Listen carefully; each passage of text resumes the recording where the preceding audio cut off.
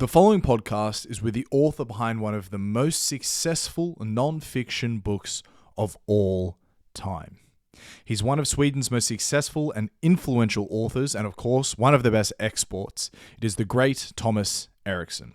He is the author behind Surrounded by Idiots, Surrounded by Narcissists, Surrounded by Psychopaths, Surrounded by Bad Bosses, Surrounded by Setbacks, and even this year, Surrounded by Vampires.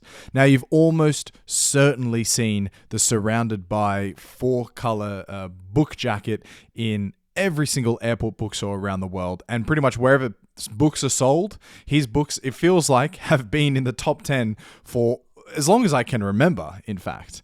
But that's just an illusion of recency bias. And in truth, the case is that it's just been such a phenomenally best-selling book that it has featured in everywhere that somewhere sells books because everyone wants a piece of it. It's a type of book where you read it and you start thinking, I know that this person is this color. I know that this organization might want this sort of color. And so it was a book that spread like absolute wildfire from personal recommendations, word of mouth recommendations. Now, Thomas Erikson is an immensely interesting character. He's definitely a bit of a secret Stephen Kingophile, but for interviews with him in English, I'm pretty sure that the following is unlike you've ever heard him before. Among the many topics, he leans into his thoughts about Jordan Peterson. He talks about antidepressants in Sweden.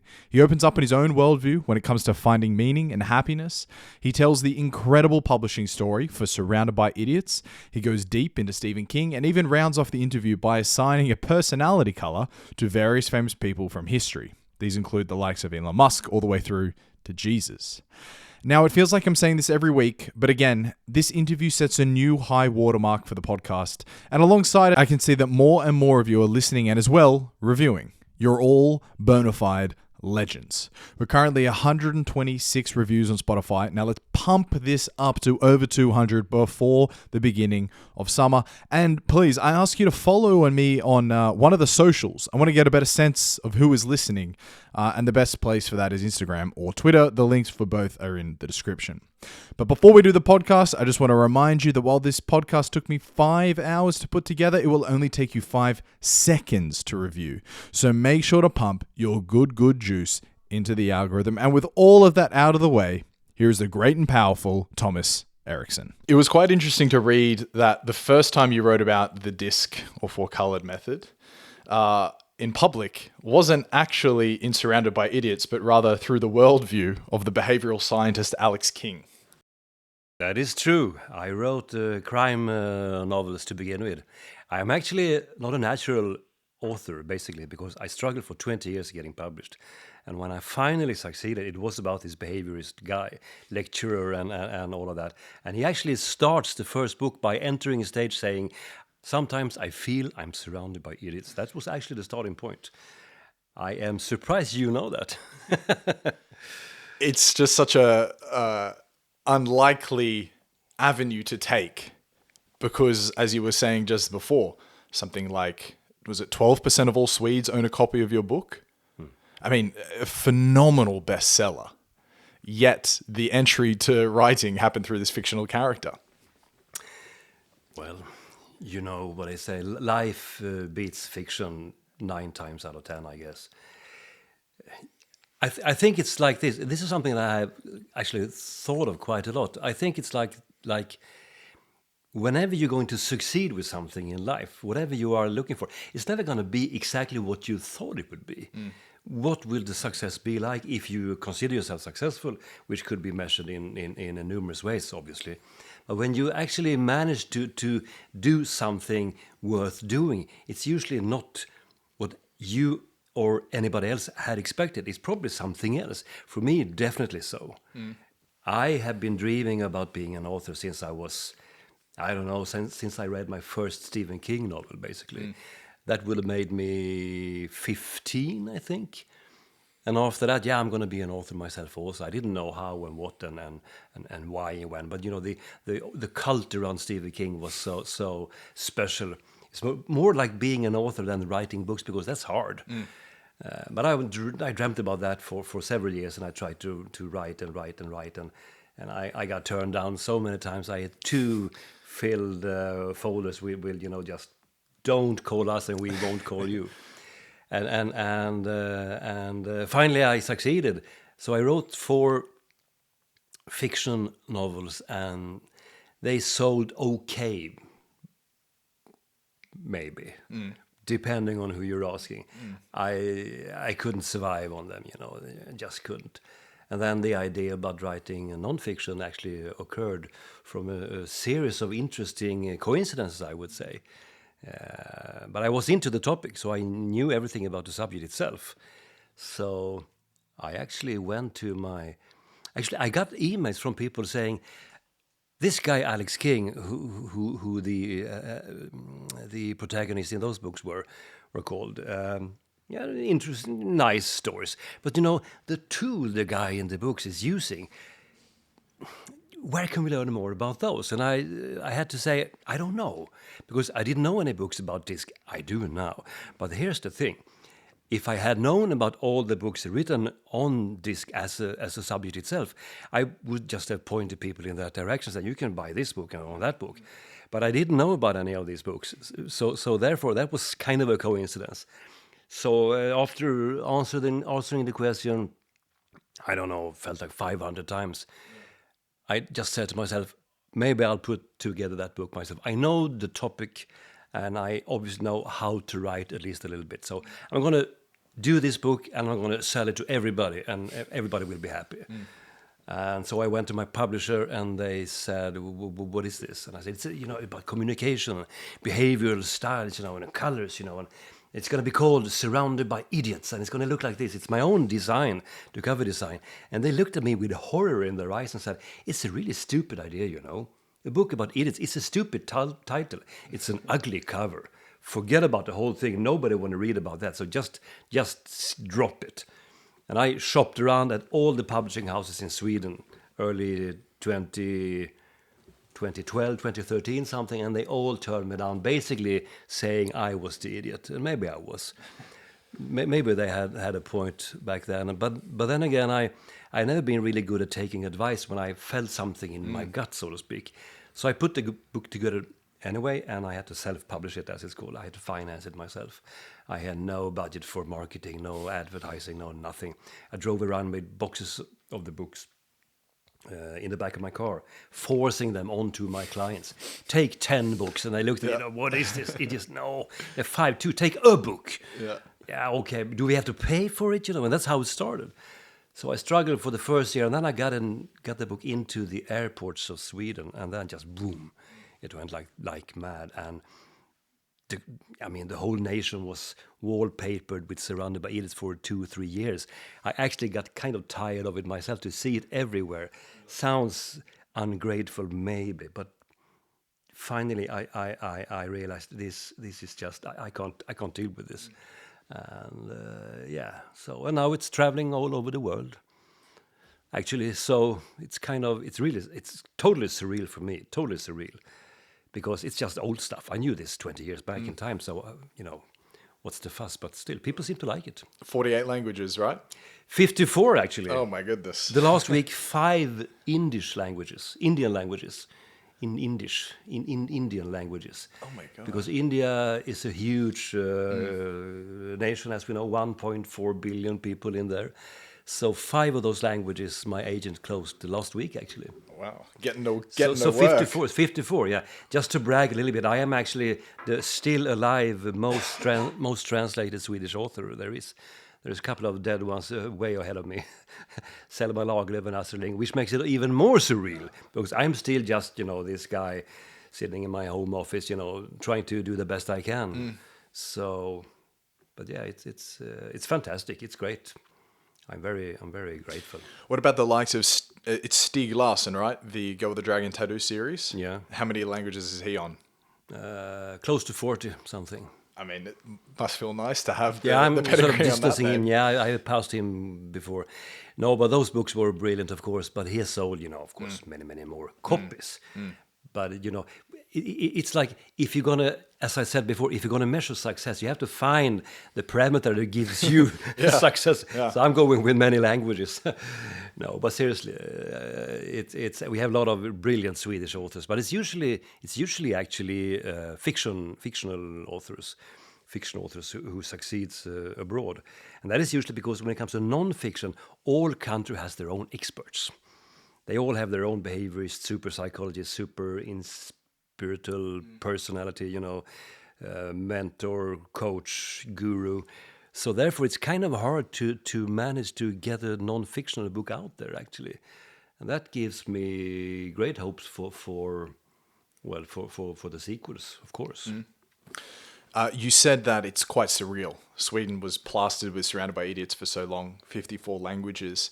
I would love to hear you, if you could open yourself up, maybe expose more than you'd like, but it's being edited, so whatever's comfortable with you. But if you could open the kimono after selling millions and millions of books, how that changes one's position in the world, how people change in their relationship with you, how they treat you differently.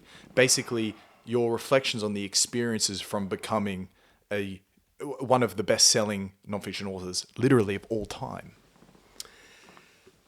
That is, of course, the right question. I don't know what the real answer is, really, because I am definitely still me.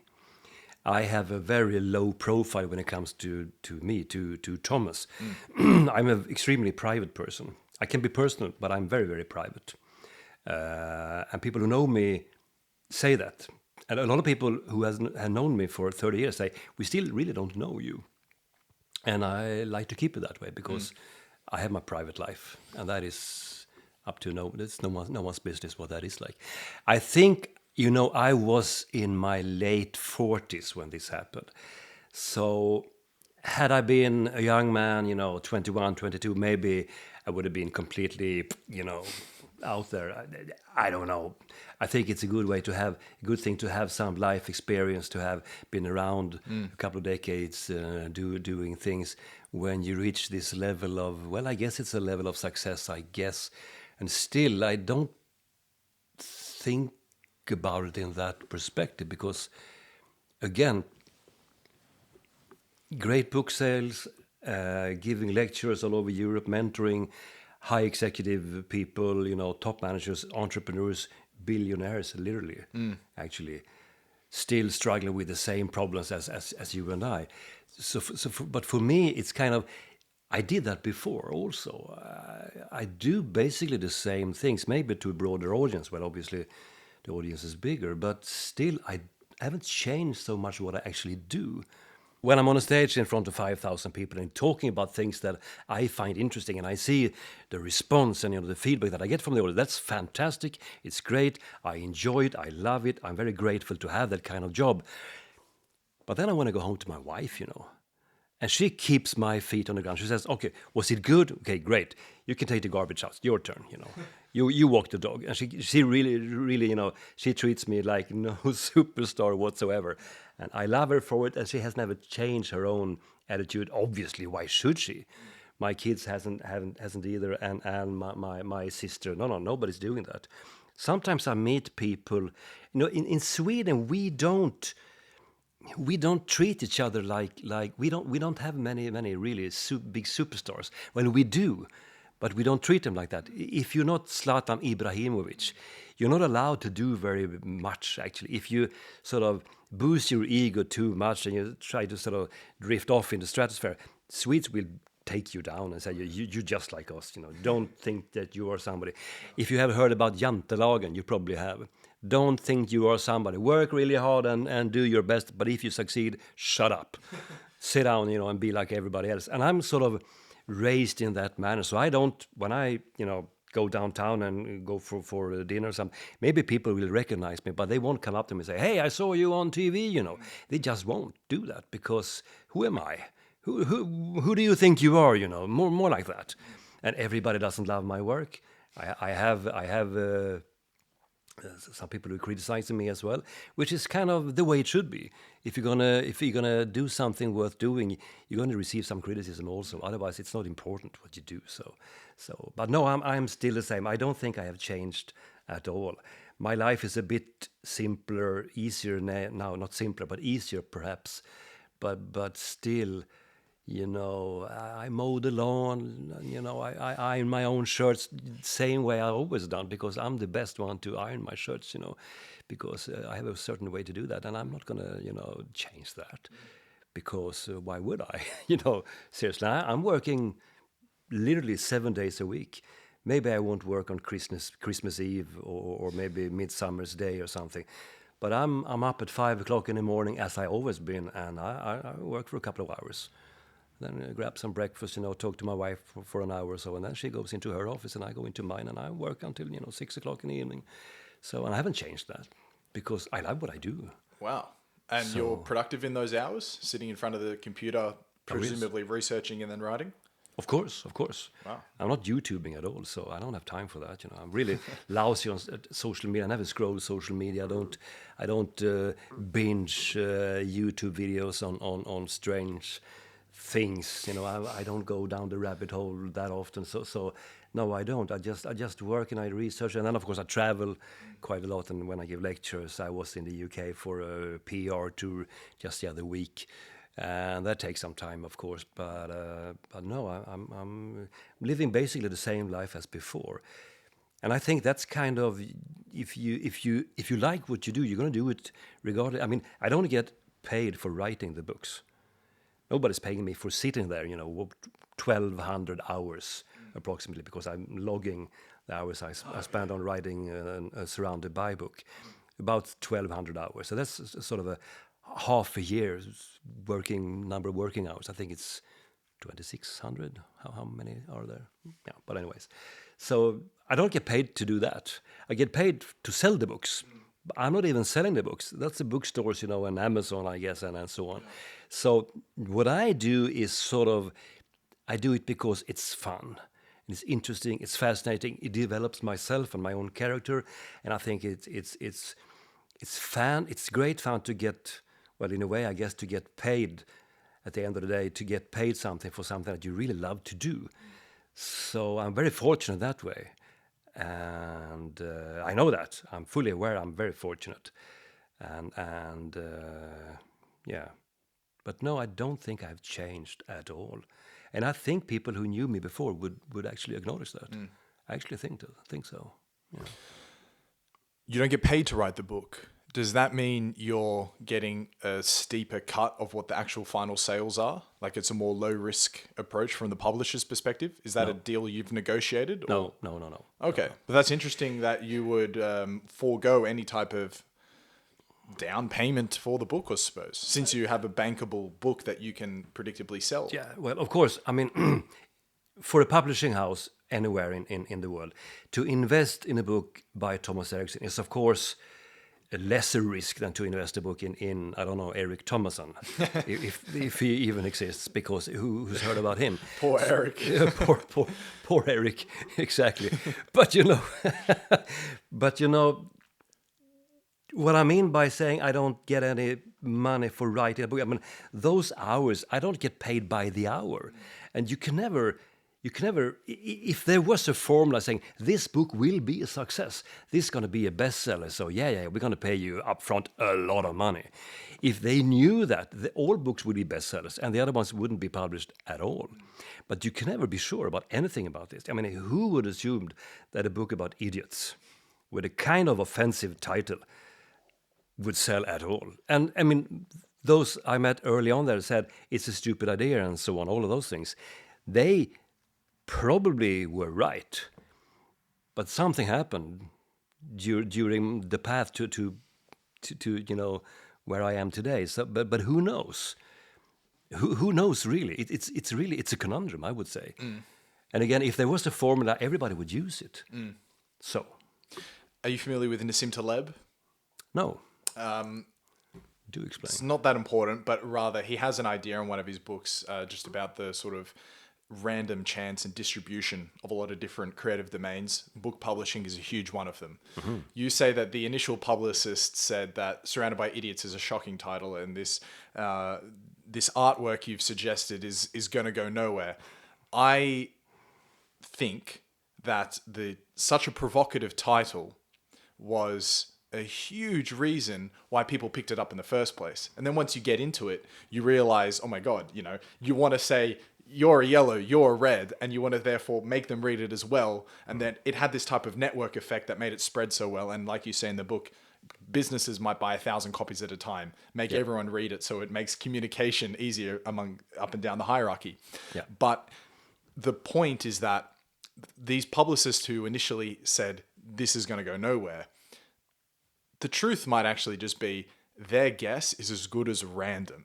And rather you following your own gut instinct was the only right path that you could have taken. Because presumably you could have presented, you self-published it. So you got to take these decision makers out of it.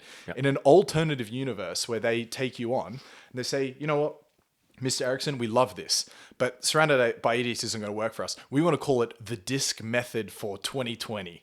Some ridiculous title like that. There was actually an alternative. Before I got a contract with the publisher in the UK, my agent actually found this small publisher, and he said, how about we redesigned it? Navy blue, white letters, and it's going to be called the Communication Manual handbook. Maybe. What do you think? And I said, I don't think so. No, please don't do that. I won't sign that contract. And she was on to me for 4 months, and I said, I won't do it. I don't believe in it. I usually get the question, how did you know it was going to be a success? Of course I didn't know that. No, but again, my guess is as good as random also, obviously. But I had something in my gut saying it felt like a good idea, and sometimes you need to go with that. I mean, I am more a sales guy than I am an author, probably, because I've been working within sales since my early 20s, and I trained tens of thousands of sales reps. And the sales guy in me said, if I can find a title that is sort of provocative to make people at least, what is that? Because the books are selling better in bookstores than online. Because online, you won't go look for the title Surrounded by Idiots, right? But you will see it. It's a fascinating at the airport. metric. You will say, what the hell is that? Sorry, technical terms. Sorry. But anyway, okay, so you have to pick it up. And then the only reason you design the front cover the way you do is to make people turn it around and then read the backside, the text on the backside of the book, back of the book. And I wrote that myself also, using sales techniques, building a problem and then showing a solution, and the benefits and everything. Classic sales technique. And they said, okay, this might be, and then they read the first chapter where I told them to don't buy the book. If you know everything already, you put it back, save your money. And that probably intrigued people and frustrated and annoyed enough for people to say, I'm going to buy the bloody book anyway and see what it's about. So, but it's a series of, because the salesperson within me thought it was a good idea. But the author with a low self-confidence, no. If I had thought like an author, I would probably never had tried to sell it in the first place, because when my then publisher, I was a published author before, and I was sort of in the game, if you know what I mean. And they said, no. That's bad feedback. That's really, it's stupid. They didn't actually read the manuscript. No. They answered me, I think, after 45 minutes, say, thank you, but no thank you. Don't call us and we won't call you. And I knew these people. These people were my buddies at the time. And still, they didn't read it. So that's really, I felt really put down by that, actually. And if I had gone with the author style, losing my self-confidence, losing my motivation, nothing would have happened. But I was dumb enough to try it anyway. And sometimes that helps, actually. Don't be too smart, just, go with the flow and see what's going to happen. It's strange. From the position here as the interviewer, and I've experienced so many times now, looking at the random walk of life of the guest and noticing these moments of converging pathways where things, had they gone another way, would have been so drastically different in the outcome. And I think particularly with your publishing story, it is so archetypal of that. I mean, you had already experienced the heights of finance, the heights of sales. You were a published fictional author, and you come in with this non-fiction book, which will likely end up being the legacy, right? Probably. And it's just incredible the random walk that is taken to have gotten there. And the fact that you're self-publishing it and just driving it around in the trunk of your car, it's all the mixings on top of the... Yeah, but exactly. That's what I just said before. When you finally manage to do something really, really good, or that makes you happy or successful or whatever you want to call it, it is usually not what you thought it would, what you expected it to be. And it's interesting also because a lot of people have told me, don't do it. Why are you struggling? Why are you getting up at 2:45 in the morning? Which I did when my kids were young, when they were small. And banging away on my used laptop, trying to figure out how to write a book at all. Trying to build my own craft, so to speak, try to sort of work and fine-tune my skills, which I probably had none. I had a lot of imagination, but I wasn't, again, I'm not a natural talent when it comes to authoring itself. That technique, that skill, that nerve, I don't know how to put it, but, I didn't have it probably, but I wanted it so badly.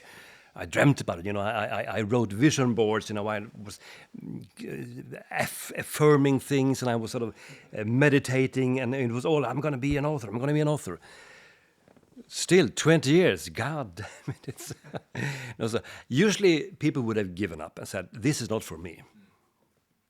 That is one of my it's not a skill, it's more of a personality trait, this conscientiousness that I actually have within me. I don't give up very easily. If I feel I'm onto something, I will try it probably too many times. A lot of things that I have done and tried, I have failed with. So absolutely, I failed more than I have succeeded. So, and that usually goes for everybody, right? So, what was the question again? I don't know if there was a necessarily question there. Interesting reflections. The observation of the random walk. Yeah, and true, how true. While life can be understood backwards, it must be lived forwards. Life comes in mysterious ways. All right. I call So it life. you mentioned this other side of your life, which is the coaching aspect. I'd love to hear a serendipitous moment that has happened to you because of your network, because of interacting with and learning from all these disparate people who are in various positions of power. Oh, you mean things that I have picked up Not necessarily. A moment of serendipity that has come because of it. One thing that struck me, I was coaching this guy a couple of years ago, 3 years ago. This entrepreneur he lives in London. Well, now he actually lives in Silicon Valley. He moved last fall. He was living in London. He was the heir, not the sole heir, but he was the heir of a huge fortune. If it hadn't been for a lot of lawyers involved and trust funds and blah, blah, blah, he would have been a billionaire in euros or in dollars. Really, really wealthy. Well, he didn't suffer very much because he was very, very, very, very industrious at the same time. But he looked like the perfect guy. He was in his late 30s, I would say. I have never met him in real life. I only met him online, Zooming and coaching and mentoring him online. He looked me up after reading my books, actually. And he had a friend who I had been mentoring a couple of years before that. So he knew a couple of things about me. And he said, I like your style. I like your way. You seem to be quite direct. Even though I put up a friendly face, I don't like people, messing around and trying to trick me into something or fool me by, not speaking the truth, basically, because... That's the red in you. I can't help you if you don't tell me the truth. What's the problem? Well, I don't know. Well, you better find out, buddy. We need to know. We need to know what we're going to solve there. But the thing is this, what I learned from him was that when you look at people, everybody that you meet, they are struggling. They have sort of evil... Well, they have this... How should I put it? They have these struggles, their inner struggles, their intrinsical ghosts, that are haunting them at night. And if you scratch the surface just so little, just a little bit, you will see what they are fighting actually. And this guy was the same because, I mean, on paper, close to be a billionaire, 3 beautiful kids, a beautiful wife, and he living his dream life in London, and having his own investment firm, and it looked brilliant. He had bought a new Bentley and all of this, blah blah blah. And still, when I sort of got under his skin, he told me, Thomas, I don't know what to do. I'm so confused, and I'm scared. I wake up at night, and I don't know what to do. I have to protect my children, I have to do this and that, but I don't know. How should I prioritize my life? And for me, that was kind of, oh, wow. That was, first, it felt like a conundrum, but still, I realized everybody has their inner fears, their inner, well, not weaknesses, but let's call it fears. They're afraid to mess things up, regardless of how they have positioned themselves in the society, in the hierarchy in general, so to speak.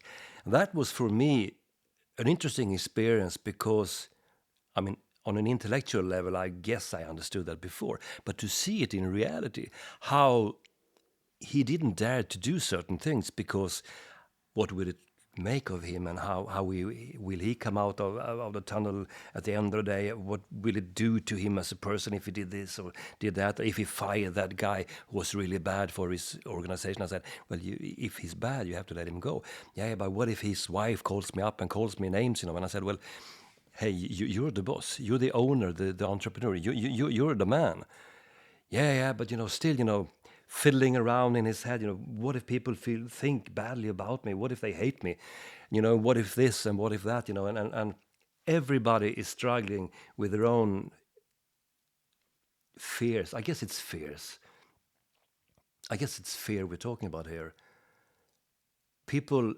Everybody wants to be happy, and we all can be happy for a short while, and then something happens, and then we're miserable. We could go just like this. And that I learned from this to when people say, I want to be happy, especially young people tell me, I want to be happy. How can I be happy? And I say, what do you mean happy? I want to be happy. Well, when? Well, all the time. I want to be happy all the time. But you can't be happy all the time. That's a utopian nightmare, because how would you know that you're happy if you're happy all the time? You have to feel miserable, and you have to struggle a little bit and feel bad, and then you feel good, and and on it goes. That's life. That's the cycles of life. No, I want to be happy all the time, and that's not going to happen. It's impossible. You can't live in that sort of utopian future. Life is hard, even on the really, really famous and rich people. Maybe they struggle with different things than you and I, but they are also struggling, and sometimes we forget about that. They are basically in the same boat as us, a bigger boat probably, but you know what I mean. And this is kind of fascinating and interesting. It has taught me one thing. Well, as when you listen to this, obviously it has taught me many things, but it has taught me, even though I might look successful in the outer world, and even though I might feel successful, I need to find a certain,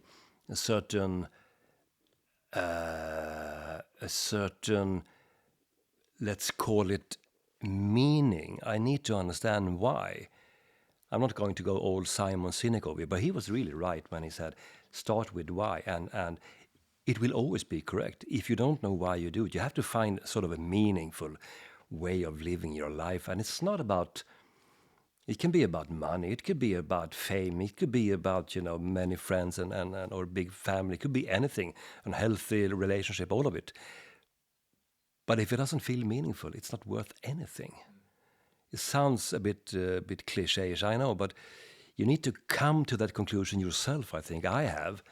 So therefore, I still continue to work 7 days a week, but for a different reason than I did before, actually. Now I do it because I think it's useful, it's beneficial, and I think I can do good. If I reach the right audience with the right message, I guess. When I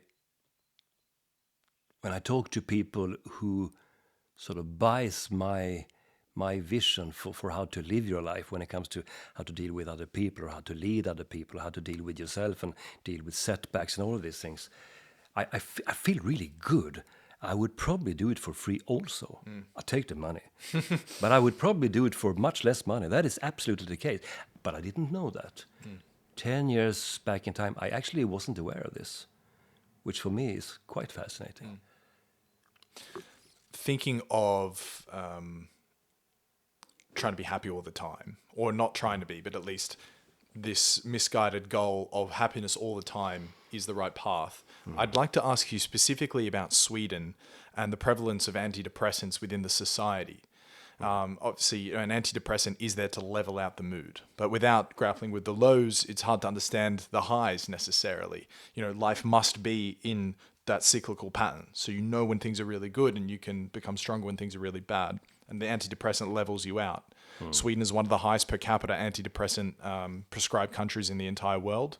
Mental health is an enormous problem everywhere, but particularly in the Nordics. There's the seasonal depression part of it, but I would actually say it's more a cultural explanation for why there is such bad mental health here in this country.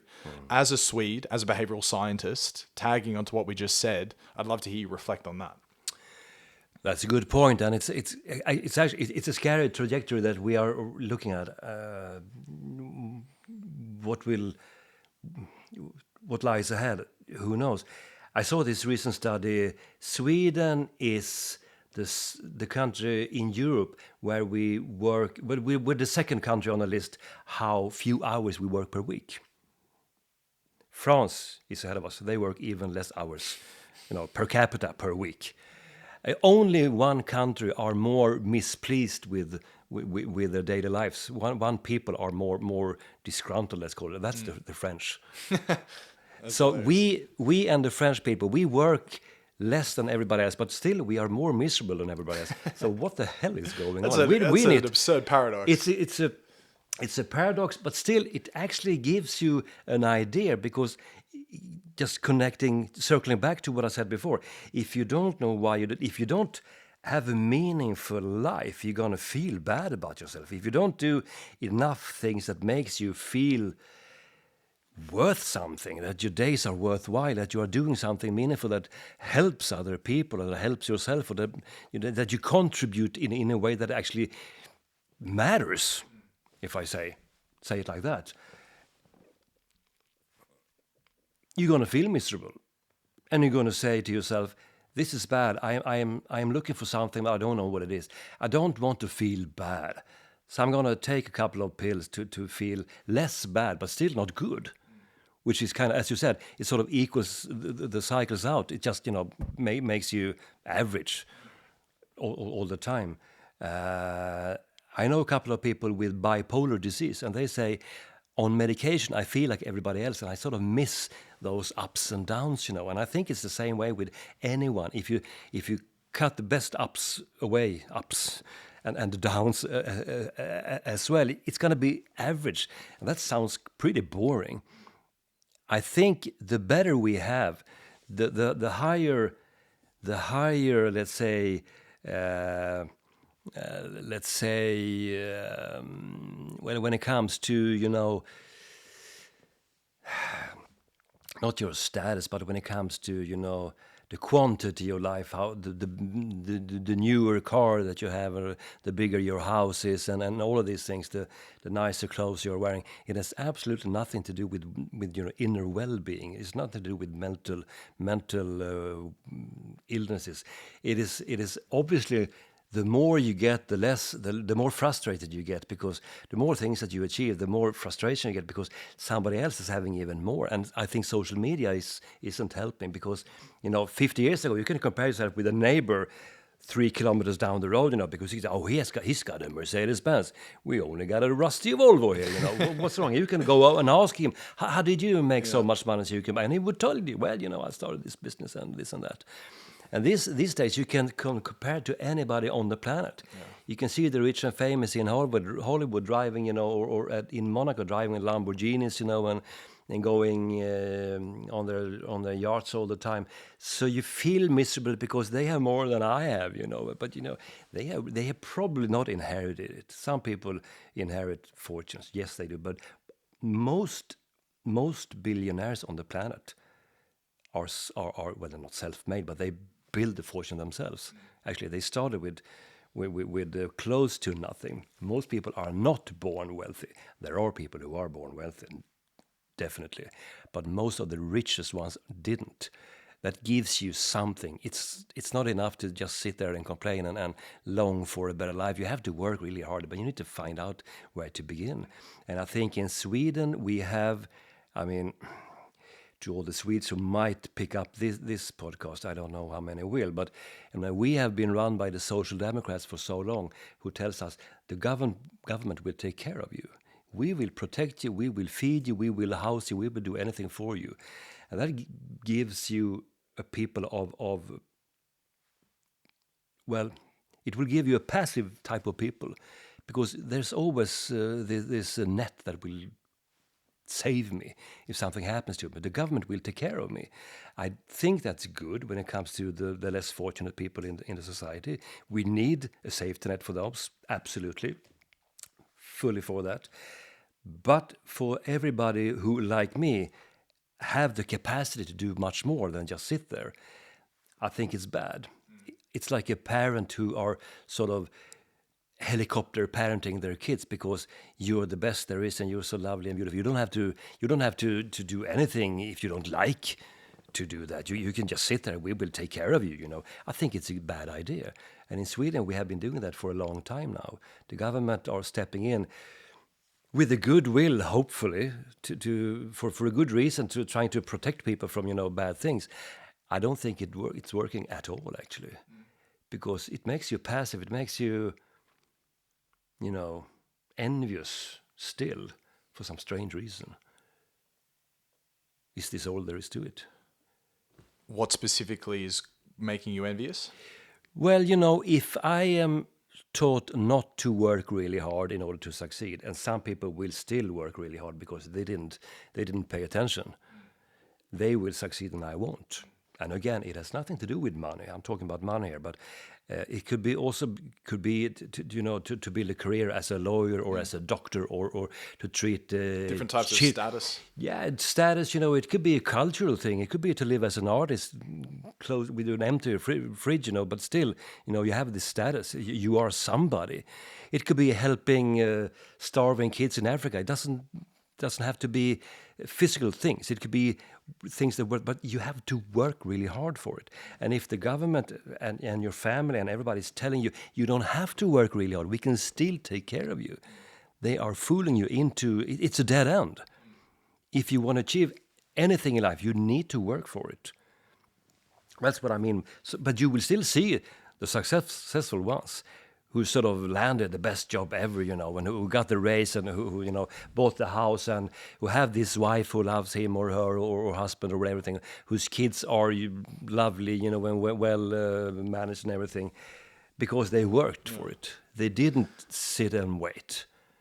Am I making any sense at all? No, 100%. I'm thinking out loud here. It makes me think of this great sort of aphorism that comparison is the thief of joy. Yes. You could be so content and happy in one particular moment, but you open up your phone then and you see someone in a kind of similar moment that clearly is happier or is having a little bit nicer of a time, or their crayfish party has the nicest liquor. And all of a sudden, that comparison has totally taken away from your joy. Yeah. And 100% the phenomenon of social media is a forcing function of that comparison. Because if I try to think, I'm just as susceptible as anyone else to try and, comparing yourself to other people around you or in your field and trying to, and measuring yourself against them. And I try to think of it as they're on a distribution of many, many different size circles. And at any given time, you should only ever compare yourself to those that are within that same circle. And that circle is determined by the opportunities that are presented to you, the actual place that you're in. Because you don't know the conditions that brought someone who you're comparing yourself to such heights. It could be things that you don't even have access to. Simple geographical location. If you're a podcaster in Austin, you have access to much better people than if you're a podcaster in Mongolia, right? True, so don't compare yourself on that spectrum. True. I understand where you're coming from with this. But on the same token, the thing is this: it depends on your ambition, I guess. If you want to achieve something, if you're not happy where you are, as you said, don't compare yourself to people in a whole other division of life, right? On the other hand, if you do that and you are aiming for sort of putting yourself in the same position, I want to be one of those guys. I want to be so good. I want to learn so many languages. I want to write all those books as they do. Well, who are you going to compare yourself to? You need to compare yourself to somebody who is a little bit ahead of you still. As the old saying goes, if you're the smartest person in the room, you're in the wrong room.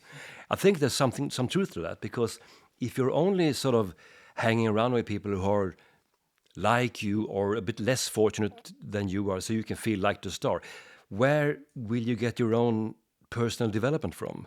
Who will challenge you and say, I did this, you know? So this is it's a balance that it's very, very tricky. And for me, I am struggling myself with this. I mean, I'm 57. I should have figured it out by now, right? But still, I probably haven't. I have a very, very, very, very small group of close friends. It's 2 guys that I know since I was in my early, well, one as a teenager and one in my early, well, no, late teens, actually, my first job, and who I'm still keeping. But everybody else is gone because they are either envious or I envy them. Really? Yeah, Okay. probably. Yeah. But these 2 guys, we have found a balance. Doesn't matter where we are going in life, we will still treat each other like we did when we were youngsters.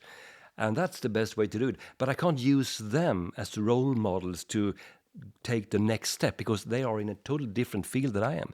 One is an ex-banker, and another one is just, he's some sort of genius, IT genius, and I don't even understand what he's talking about. I usually say to him, don't talk about your job because I won't follow. Yeah, but I'm developing this program and all this and that and blah, blah, blah. Then you lost it. Stop talking. I don't know where you're going with this. So we're friends. That's all we are. But if I'm going to challenge myself, I have to look at other authors, other lecturers, other coaches. I can't look at Tony Robbins because, you know, he's sort of in another universe than I am. And I'm fully aware of that. I would love to be Tony Robbins, but I can't compare it to him because he's so brilliant. And I can probably never be as good as he is. But I can be better than I am now. So I have to find somebody who is a bit ahead of me, you know, and try not to be envious, but rather be inspired by. And that is actually, it's simple, but it's not easy, if you know what I mean. What about Jordan Peterson? Peterson. Someone who is maybe more of an analogous comparison than, say, Tony Robbins, behavioral scientist, influenced by the worldview of Carl Jung. Mm-hmm. True. He's a Jungian. Is this someone that you maybe project onto as a level of comparison or ideation? Jordan Peterson is very special. He's a psychologist, and I'm a behaviorist, which is not the same thing, especially if you ask the psychologists. But that's fine. He's a very, very special person. I tried to understand him for a couple of years now. I was late to the table when it comes to Jordan Peterson. They had tried to sort of let's say kill him many times before I sort of got my eyes on him. He is a source of inspiration for me in one way when it comes to that he actually doesn't give up the things that he thinks are worthwhile. He's driving. I'm not sure what his agenda is. He's saying a lot of things that I really, really can't understand. To be frank with you, Ryan, some things I seriously I don't get it. I don't know what he's up to. But you don't have to agree with everybody all the time. Some things I don't understand why he's all over the place. But what about the specific? Because when it comes to behaviorism, when it comes exactly, because he came onto the scene talking about understanding behavior, understanding personality types. Yeah, that's the same field as I am on. Exactly. Yeah, and true. And for me, that's where Jordan Peterson is absolutely at his best. Sure. He doesn't need to talk about Canadian truckers and yeah, all exactly. this stuff all the time. It's about politics, and it's about, I don't know, so many different things, and then now it's snowed in on this CO2 thing as well. And I never discuss politics because somebody will hate me, whatever I say, and I don't need that. So I'm not even. I haven't made up my mind what I should believe about this and that. Anyway, but Jordan Peterson he's a source of inspiration when it comes to. He is very conscientious when it comes to the things that he strongly believes in. I can respect him for that. He can be a bit too much many times. Again, usually when it comes to topics that I don't fully understand. Why is he sort of raising his voice when it comes to this and that? But I totally understand why people respect him. I totally understand why he has as big audience as he does. I completely does, because he's a professional. He's definitely a source of inspiration for millions of people all over the planet. And I read some of the criticism when it comes to regarding him, and some of some people criticize him for talking to young men. And that I didn't understand. Why would he be criticized for that in particular? I could imagine criticizing him for other things, but these things, who picks up his message, so to speak? Young men need somebody to look up to as well. They need role models, people who can behave, and navigate proper in the world, I guess. But he's a superstar also. So yeah. I wonder if apart from What's the right answer here, really? Yeah, I mean, it doesn't have to be one. It's more just understanding your worldview when it comes to this. Right or wrong doesn't really come into it. But I wonder if Jordan Peterson, apart from a religious figure, could be the most projected onto father figure in history, just by number of people. He will be remembered. He has written himself into the history books, for sure. And as an orator, as a lecturer, as I said, as somebody who is inspiring a lot of people. And the religious parts, I don't know, but I don't think it's as much about religion as it's about finding something worthwhile. I mean, he talks about the meaning of life also. Maps of Meaning, which is a book I haven't opened. I don't know if I would understand it fully.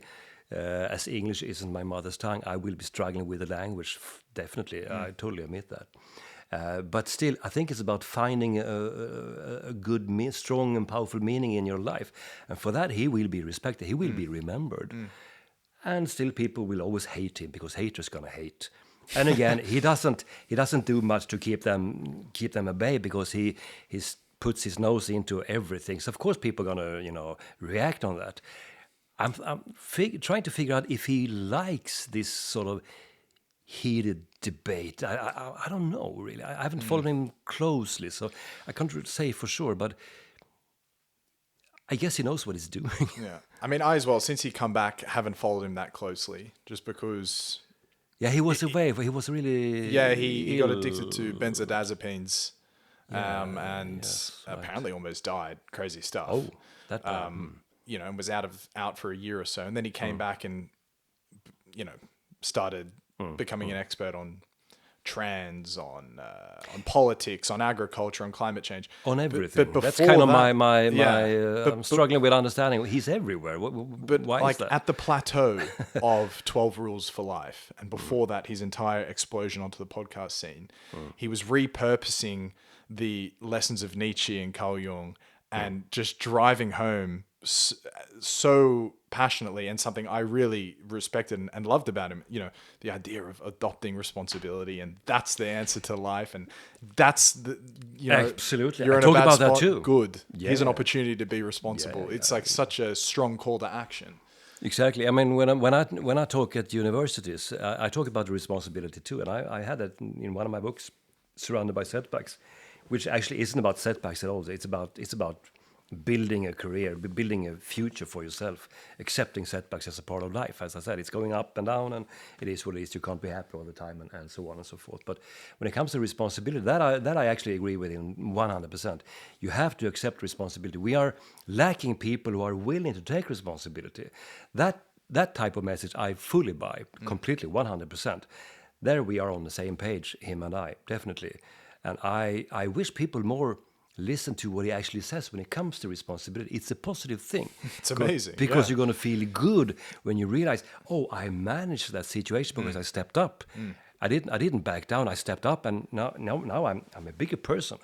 I'm a stronger person. I feel much better about myself. This is this is almost egotistical, really, because it makes you feel good when you sort of fill in those shoes. And people look at you and say, wow, you are a source of inspiration yourself now because you stepped up, you didn't back down. For me, that has always been a really important part of my own career, to not back away from hard situations, tough situations, awkward situations, moments where I would like to just, just shoot myself out through the window and just say, don't call me anymore about this. But, still saying, okay, sitting down, and trying to figure it out and dealing with conflict, Does a specific situation come to mind? Absolutely. I'm thinking about my wife, actually, because we met late in life. We have only been married for, I think it's 6 years now, I think. You got to know that one. I got to know. She is actually not sure herself. Okay. She doesn't even remember the date, which I harass her heavily about that because... No, but seriously, joking a little bit. But jokes aside, the thing is this, she's my third wife, and I'm her third husband. Yeah. Exactly. So what do we know? Well, we know a lot. We know a lot more about relationships than people who haven't went through 2 divorces. We know what doesn't work, and we have figured out what works, and that is actually to take the bull by its horn every single time. When I see in her eyes, oops, I messed up, I sit down and say, okay, let's hear it. And then she gives it just straightforward. She just tells me, this is what it is. Bam, bam, bam. And we have this rule, never go to bed angry. Never try to fall asleep angry, and we can't. So sometimes we have to talk half through the night because we have to figure certain things out when it comes to this and that. It doesn't matter what it is. It could be small things, big things. But to communicate in an open-minded way, I guess, and realizing just because I'm right, you don't have to be wrong, actually. It's not that simple, usually. For me, that has been about taking responsibility, which I didn't do as a young man. And I know that. My personality has changed throughout life when I learned these things the hard way. Because when I'm sort of dodging a question I don't want to deal with, it will come back and bite me somewhere, sooner or later. So I better deal with it now because that makes the conflict much smaller.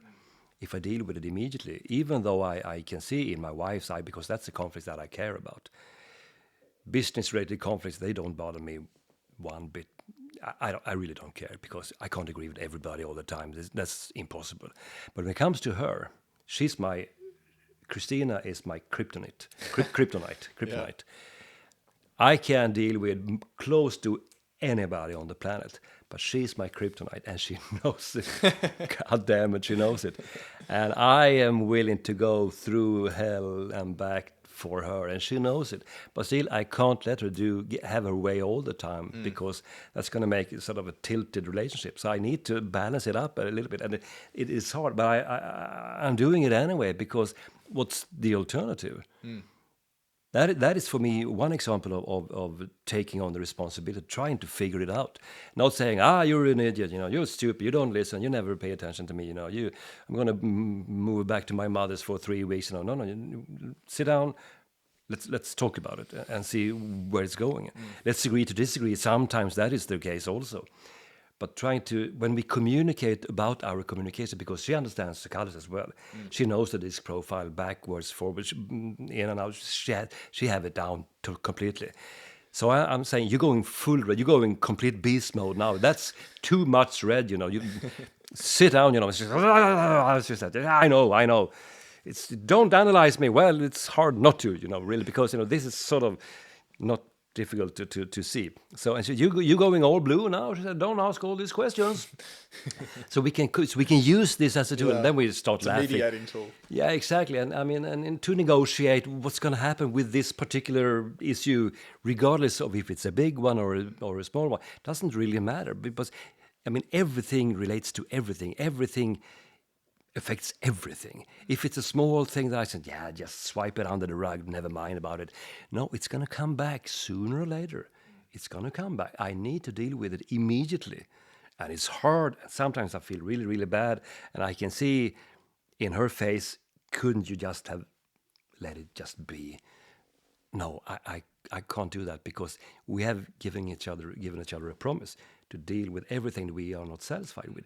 You told me and I told you, we need to live as we preach, so to speak. We need to navigate our relationship the way we said we should do it. And as we are talking about how we are talking to each other, it's working. It works as a charm, actually.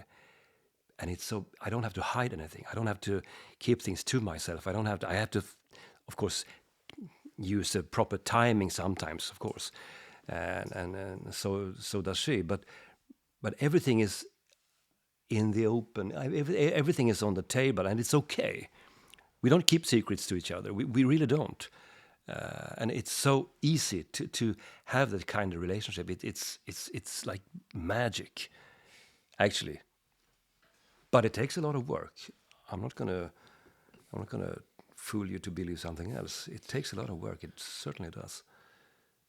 So, something that stood out to me from what you just said was how you, in the business world, in your professional life, no matter how bad the situation is, whatever, you can manage it perfectly fine through rational communication. Your wife might be your kryptonite, but that, really does open up what is the heart of Surrounded by Idiots, which is actually how to communicate to people up and down the hierarchy and across the different color spectrums. Yeah. Who do you think of when I ask you who are great communicators? I think Jordan Peterson is one of them, actually, because he dares to speak the truth. He uses sometimes a little bit too many words, and he gets carried away. But I think he's great that way because he tells people the truth. You don't have to guess where he's going. You don't have to guess, is he really saying what he believes to be true? Or is he sort of trying to... He never sugarcoats anybody. He just gives it to you, bam, like that. I think that's a good example, actually. Some politicians are good communicators, but politicians can't be trusted. None of them can be trusted 100%. So therefore, I'm not sure, to be completely honest with you. But he's a good example. Who else? Well, there's a lot of people. There's a Canadian guy, an old guru called Brian Tracy. Okay, never heard of him. I think he has. I guess he's still around a little bit. He has a way of words that resonates with me when it comes to inspiration and motivation. How to reach your goals and so on. He's really crystal clear, hands-on. And usually, people who are good communicators, they don't have this extremely high, let's say, intellectual super level that makes you feel like an idiot if you haven't, taken 10 years at a university. Sometimes Jordan Peterson fall into that trap because his language is quite complex, and as a Swede, sometimes I don't follow. That is the case. I have to sort of rewind and see what was that. But if you can bring out complicated topics and make people understand and say, aha, now I get it, using the simplest words possible, that is for me an excellent communicator. That is probably, I'm not going to say I'm the best communicator in the world, but I think I'm good enough. And my books are actually a proof of that, because some people say it's too simplistic. And I say, good, now you get it, because I don't write for university professors. This is not a scientific paper. This is a book to reach the big masses of people. I want to reach tens of millions of people, and therefore I need to speak in a way that actually people understand. That is why I use a daily, say, average language, which is much, much harder than I need to translate psychological papers and research and studies into regular language, which is much harder than just to quote somebody, actually. So I need to work a lot on explaining things in a way that makes it easy to wrap your head around. That takes most of the time when it comes to putting a whole book on 300 pages together to make it understandable. That was actually something that jumped off the page to me when I was reading the book. That it is an example of simplicity being the ultimate sophistication, because I could see all the drafts that you would have had to have gone through to take that paragraph from what it would have started off to just the simple sentence that ended up coming through. Yeah. And I really, just for your own, you may blow and smoke up your ass, but I really did, I did notice it. And I thought it was amazing because in my own writing, like I strive for that as much as possible. And I really think back to, this famous essay from George Orwell on writing, where it basically just says, do not use a more complicated word if a simpler one will do. Exactly. And you look at the legacy of his writing. He communicated generational ideas of fascism, totalitarianism, communism more clearly and better allegorically than anyone else did. Exactly. You can put 1984 in the hands of a 10-year-old and he will understand it. He will understand He might it. not like it, but he will understand it. It's incredible. It's incredible. It's fascinating and it's so true. So true. It is so true. And I write and I rewrite and my biggest weakness is when it comes to writing, the words come too easy to me. So first draft, I had to cut 25% usually because too many words describe and redescribing and over explaining, let's say, so it makes it, treating people like they're stupid, which they're not at all. People are usually not stupid. That's very rare that they are. There aren't as many idiots out there that you might presume. Actually, there are some idiots, 12 or 15 maybe. They move around a lot. So you run into them all the time. So yeah, but only a very few. No, but that is actually to build your craft, and that is something that I learned from. I could take John Grisham as an example. Actually, looks a bit far-fetched, perhaps. John Grisham. John Grisham. No, I don't know him. You don't know John Grisham? I don't know him. I feel like he's Are a fiction. you sure? Fiction, Yes, The Firm. Okay, yes. The Firm. Watch the movie. Watch the movie. Oh dear. Okay, I like you anyway. But anyways, if you want to read a legal thriller, you have to read John Grisham because he has a way of words, and he says basically, it's about law. It's about the courts in the States and legal systems and really complicated stuff, but you understand it immediately because he uses so basic language. And he says, never use one word more than you need to. Take every unnecessary word out of it. Just cut it out. You don't need all those words. Use as few words as possible. You read 400 pages of John Grisham before lunch. That is actually not a joke. I can read 100 pages an hour easily because it's so simple. It just flows. It just flows and flows and flows. And I want to write my Surrounded by books the same way, even though the topics are different and all of that. When you know what I mean. But it's a good way to make yourself understandable, and that's a skill in itself. And yeah. But back to your question, good communication is understandable communication, I guess. And communication happens on the receiver's terms. People hear what they hear, they see what they see. And when your message is filtered through the layers of, different kinds of skills they have built, with years and experiences and trainings and educations and, attitude, prejudice, whatever it is, opinions, what comes out, it is what it is. You can't control it. So you have to be as precise and as clear as you possibly can. That is a special... You have to work on that craft specifically, I would say, regardless of the topic. Christopher Hitchens said that he aspires to the writing of people he's embarrassed to share the page with. Particular novelists he had in mind, I think Nabokov or Saul Bellow. I'm not sure the people he mentioned particularly, but I thought it's a beautiful way to say how deep his admiration is for certain authors and people he really aspires to. Who comes to mind for you?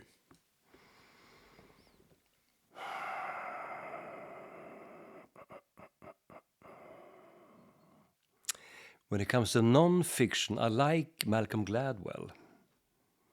I think he has a sort of wittiness, even though he's good. He's really good. When it comes to fiction, it would be this unknown guy, John Grisham, or maybe Stephen King, but they are very different when it comes to style. Stephen King's because he's my sort of I don't know, he's my muse in a way. I can't describe it. And it's not about the horror. It's not about the blood and the gore. That's nothing to do with it. It's the storytelling that really talks to me, that moves me, that makes me, when I see a new Stephen King novel, my wife says, well, see you. she just shuts the door and says, who knows when it will see you in a few days. Yeah, see you in a couple of days. Yeah. If it's this, 1,200 pages, see you next Monday or something. So yeah. Otherwise, as you can see here where we are sitting, I read quite a lot. This is a part of my library. Yeah. I've been actually taking note of some of the interesting titles on the bookshelves. Okay, this is a part of it, but again, usually people who and this might come off. I don't want to come across as being rude to somebody, but the higher education you have, the more university points that you have, the trickier it's going to be for you to express yourself in a way that people will actually get the first read through. Because you are so used to really high level of intellectual language, or you're probably really, really super smart, but really intelligent people are struggling more because they understand it the first time they see it. They get it. They don't have to rewrite or edit anything because, yeah, it says so in there.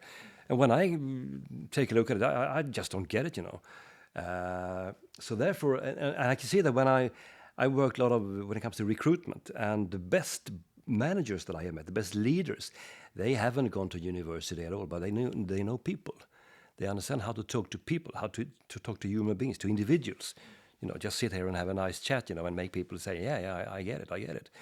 Instead of writing complicated emails with all the right words in there, instructions, long-winded, really strange stuff nobody's understanding. So that's it's a bit of it's a paradox in itself also. So they have to practice another craft, I guess, than I would have to. Well, I went to university as well, but I don't consider myself an intellectual, really. I'm more of a down-to-earth guy in a way. That's my own view on myself, and I don't know what you think, but it is what it is. Yeah. I don't know. I guess it is up to other people, actually, whether you are a public intellectual or not. It's sort of I guess it on is. them. Yeah. I would like to return. We've gone on about an hours-long journey back to 15-year-old picking up Stephen King. I'd love to hear how you reflect on reading his autobiography, particular moments that stood out, and whether his incredible story of persistence and how Carrie was in the trash can, and if his wife hadn't picked it up, it might have never happened. None of us would know who he is. And by autobiography, you're referring to on writing, I guess. Yeah. Well, that story I knew since before because in a lot of Stephen King books, it has this afterword where it tells you a little bit of a story, where this story came from and where that story came from. And I read those even more thoroughly than the book itself because that was about the man himself. And that was what was sort of build a myth about Stephen King. And I have, let's see, 1980, the first book was translated into Swedish. I was 15 years old. In 1990, there were more books about Stephen King than by Stephen King. That is actually not a joke. These days, I'm not sure. I have a Stephen King library of about 500 copies, different translations. And Carrie, I have 9 varieties of, actually in English, and I have it. Wow, you really are a Stephen King. I'm a complete Stephen King nerd. I'm done with But so I'm sort of a freak when it comes to Stephen King. And now it's a bit of a joke. My wife comes with, it's a new edition. Would you like to have it? It's a signed copy. It's going to cost you a monthly salary. I said, no. Don't point me in that direction. Who knows where it's going to end? No, but the thing is, the myth about him when it comes to, I read the books about Stephen King, everything that I could put my hands on. When it comes to the man himself, even more than the stories, because as I said, this is not what you're asking for. I understand that, but still, the myth when it comes to being an author, for me, it was sort of a mythological creature, some sort of superhuman who was sitting there, Now I can see this typical picture, sitting there, close to maybe at a lake somewhere, and the fog was rolling, you heard a bird, somewhere, and you're sipping some red wine, and then crafting and building fantastic sentences together into paragraphs, into chapters, into books, and everybody would say, "Oh, you're a genius." That was sort of I don't know where that came from. I don't know. It sounds really silly when I say it. As above, I mean, I'm not even in my middle age anymore, probably. So where did it come from? I'm not sure.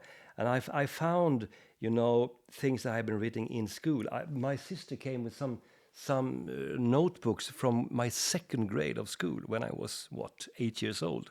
Stories about this Neanderthal guy, who met a dinosaur and smacked him on the head, and dragged him home for dinner. And, really... Oh my God. I think I have been a storyteller more than I could remember, really. I think it's in me because I have this aesthetic drive within me. I like to start with a blank piece of paper, a complete empty piece of paper, and to put something on it. I could probably have been a painter, an artist, a musician, but I can't read notes. I turn into writing. I'm not sure how that happens. My father is very, let's say, he could play the piano, he can sing, he can draw, portraits of people, he can do a lot of stuff, but he's an engineer at the same time, which is sort of strange. But this artistical drive is in the family one way or another. For me, it's words, because I can deal with words. When I read Stephen King, the first book I wrote was The Shining. And I was so blown away by the whole thing, The Shining, and it's a classic now, and it's nothing new under the sun. I get that, but as a 15-year-old boy, the first Swedish edition, I closed it and just looked at it and said, "Wow, god damn, this was so good." And I showed it to my mother, and she said, "Oh, that's a horror story. Oh, no, you shouldn't read that. You can't sleep at night." No, you don't get it. I'm completely blown away. The story. And I remember just the third and the fourth book. And then Pet Sematary came. And that was the moment I said to myself, I am going to be a writer. Because Pet Sematary was the best, maybe still the best book I've ever read. It came mid-80s, somewhere, way back in time. And again, the storytelling, he had it for a year in his drawer. It was so horrible. I didn't think anyone would publish it. Just that story. Oh, I need to read it immediately. Of course, I need to read it. That has to be good. And it was good. It was so good. It completely. The thing with these things, we talked about envy and we talked about comparing yourself with other people. When I compared my own writing with Stephen King's writing, people who listen to this must think, the guy is a bit stupid because he can't compare himself with Stephen King. And I understand I can't do that. But still, I was a teenager, so what the hell should I do? What were the options? So I still compared myself to Stephen King and tried to write like Stephen King, which of course was impossible because I didn't understand how he did it. The problem is he can't explain exactly how he does it because he just do it and then he rewrites it a couple of times and then it's done. Yeah, he just says he commits to a daily routine. Yeah, exactly. He can't really say exactly how he does it. He talks about, using a best language and cutting out words and a little bit about editing, but he can't really he can't really hand you the manual because I read On Writing probably 10 times, probably. Wow. Okay. And it's really not in there, really. No. It actually isn't in there. Which makes it even more mythical, right? He's a genius, probably. I'm not a genius. So then if we're analyzing great communicators, Stephen King is a great communicator on the page. Yeah, I would say that. What are some really tangible things that make for great communication? Simplicity in words, that's one we've covered. Yeah. You mentioned Tony Robbins before, so clearly there's a huge presentation, charismatic aspect of it. Absolutely. But I'd love to hear just your go-to instinctual response to what makes for great communication. There is a Swedish guy called David J.P. Phillips, who is actually quite big in the US also. He's a lecturer, an author, and he's building a management consultancy now. He's excellent, and he lives not far away from here, but he's really bigger abroad than in Sweden. And he talks about the storytelling all the time, the storytelling, story to build a story, tell a story. You have to tell a story. You can't just put facts upon facts upon facts. You need to tell a story.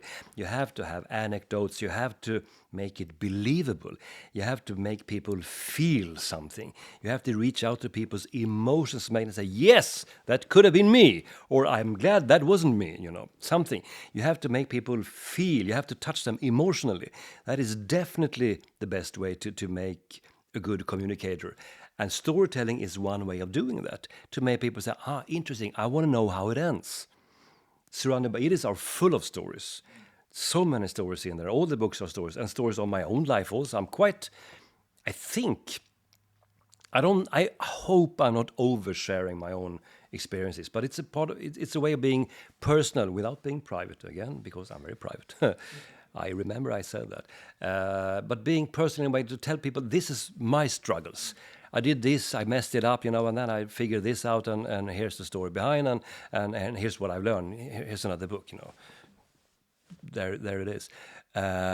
Storytelling to create a connection, and you have to use people's emotions to do it. You have to make them feel something. If they put a book together, or if you turn off Netflix after you saw the movie, and it's kind of I guess it was an okay movie. That's a bad movie. If it's an okay, that's really bad. I can't remember what was the name again. That's really serious feedback. Ooh, that's bad. I hate it. That's better, because that touches me in one way or another. But I can't remember who was in it. That's not good. That's not good. You have to sort of reach out to people and make them feel something. And I think it's better if you can, as Stephen King actually said, if I can't scare people, I wanna freak them out. Or if I can't freak them out, I wanna at least make something really, make them disgusted if I can, and make them feel something. I need to touch them. I need to make them say, ooh, something. If I can't do that, it's not worthwhile, actually. Let me, at the risk of opening myself up to criticism, right, ask you what is really at the core of why I'm asking these communication questions. As a host of a podcast, I'm trying to facilitate the best possible communication from the guest. Mm-hmm. I think you're particularly qualified to sort of say what it is, what creates a great interview, what creates great conversation and communication between people. And forgive me for the vague openness of the question, but I'd just love to know where you take it. In interviews you see yourself and where you project onto.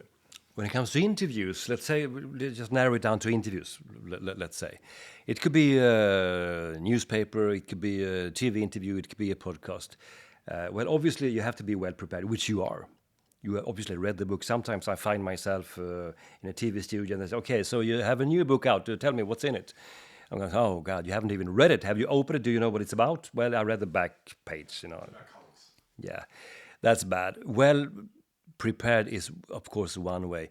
You have to make people feel comfortable. You probably seen this before. I'm quite used to this. I'm comfortable, and you're a nice guy, you're friendly and smiley and open-minded, and you're not very antagonistic at all. You haven't asked me anything that I could be offended by or even intimidated by or anything. It's just a regular conversation. Great talk, I think. I hope you think the same thing.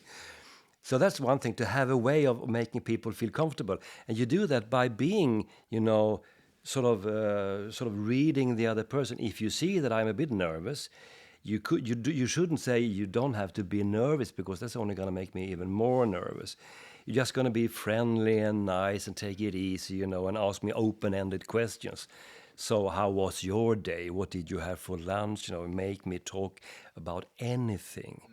Oh, I see lovely wallpaper. Is this some sort of, what is this? Is it English? As you can see, I'm an Anglophile. You can say something.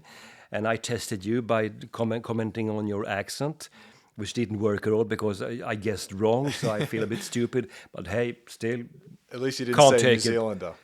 No, that would have been. I know. I understand. It's like Swedish and Danes or Swedish or Norwegians. We are kind of the same, but still very not the same at all, you know.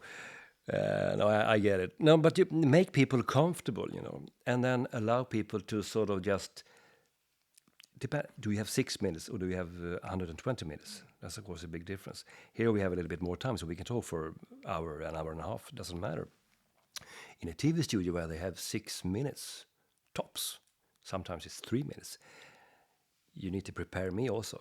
Short answers, you know, as few words as possible, because we have a list here of questions, you know. So I also know what's the name of the game here. How is this going to be done? Because if I don't know the rules in this conversation, maybe I mess it up, and you're going to get frustrated with me, and you're going to say, he talks too much, or he talks too little, or why is he using so few words? Because I thought it was 6 minutes. Yeah, it's 2 hours, you know. Oh, I didn't know, but you told me. So you prepared me also. Therefore, I'm much more comfortable, actually. And, you know, interested in people, of course. You're obviously interested in people. Otherwise, you wouldn't have the job that you have. You wouldn't do this if you didn't think it was, well, interesting and inspiring in a way, or two, perhaps, hopefully. Open-ended questions is my favorite, because people have to elaborate a little bit on the answers. If you say, did you like this? Yes. Did you like it? No. Okay, that's a dead end. Why didn't you like it? Then I can give you something, right? That's better. So how, what, when, and who, and all these things. Yeah, could you give them an example? No.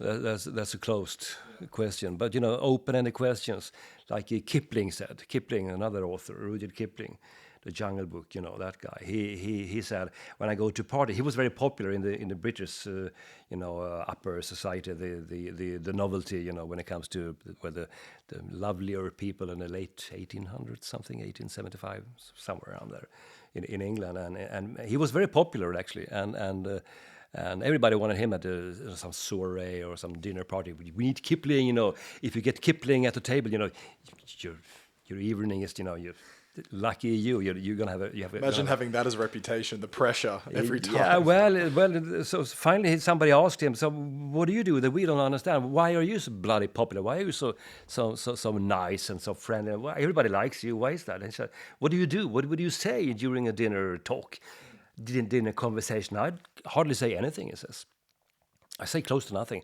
I bring my 6 best friends with me. Open-ended questions." Who, why, what, when, how, and why, maybe. Yeah, so. And that makes people talk. Who do you know here tonight? And how did you get here? And what do you do for a living? You know, and they just keep talking. Because, he said, when you make people talk about themselves, they will like you. He knew that 150 years ago. So as an interviewer, if you make me talk about myself, everybody want to talk about themselves, right? Well, not me, of course, but everybody is. Well, you know what I'm getting at with this. And you do that.